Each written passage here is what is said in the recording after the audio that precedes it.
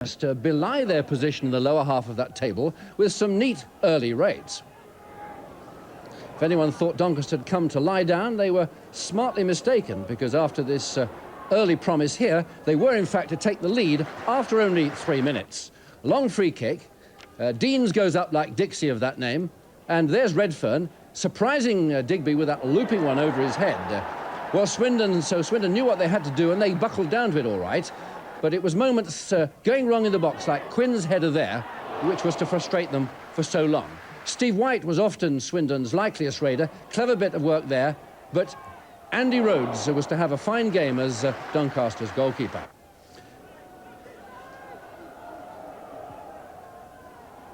Parkin not on target with that chance. In fact, the match was to become very much a Steve White against Andy Rhodes. There's White, and that's Rhodes. Great save. Well, the score in corners piled up in Swindon's favour, all right, but you don't get anything for that. Doncaster, in fact, falling over each other to get that ball anywhere as long as it's not staying in their box.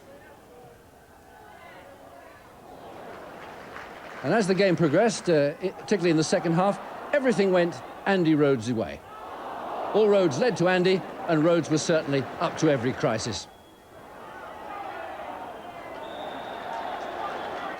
Life, in fact, got increasingly dangerous for Andy Rhodes, but he just got down there and got hold of that ball, had his hair cut a bit shorter there by Bamba, and didn't like this at all when Coyne went in for to try and get the winner there on the line.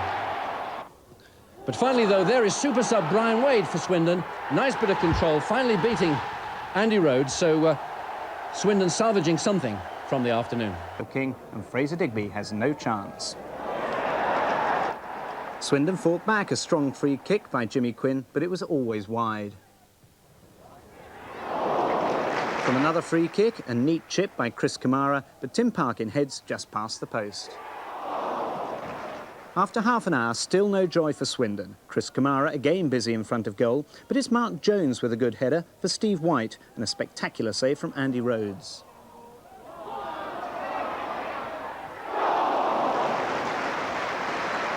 In the second half, Swindon's efforts became a little desperate.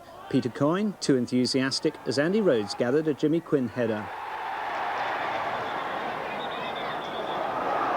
Tempers almost boil over, and the referee is slow to intervene.